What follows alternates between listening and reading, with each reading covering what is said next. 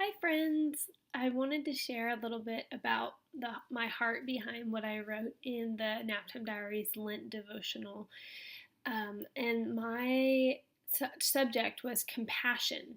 And when Jess asked me to write about compassion, I was a little bit nervous because I don't think of myself as a super compassionate person.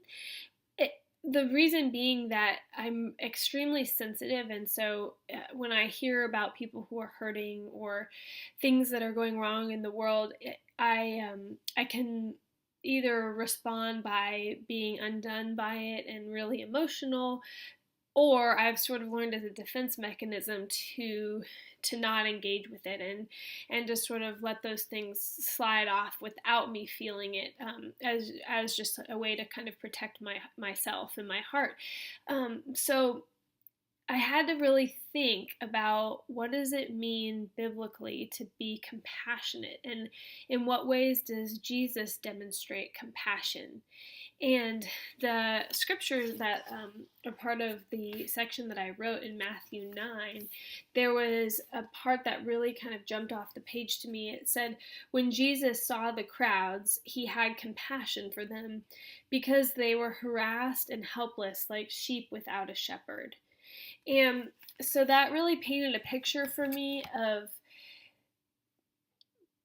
people needing compassion because they have no defense. They have no one to stand up for them, and Jesus cared about the people that were in that situation, and he had compassion with them. And in fact, the Greek word that is translated as compassion there, it has an action associated with it because he was moved to compassion. He was moved to do something because of his compassion.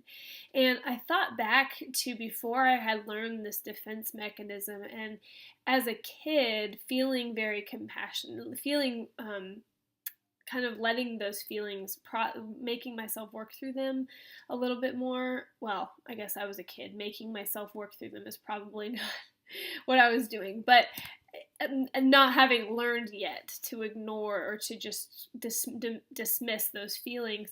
And so there's a story I share in the devotional about a girl who was harassed and helpless in my class, and how I would say, not that I was an advocate for her, but I do have one specific memory where I picked her to be in my group, knowing that nobody else would have picked her. And I hadn't gotten to the point yet where I was so afraid of being rejected that I would reject someone else.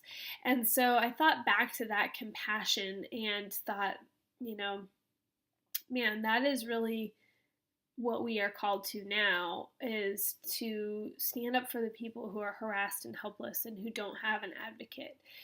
And and the other thing that really struck me as I was reading this passage as well was that we are among the crowds.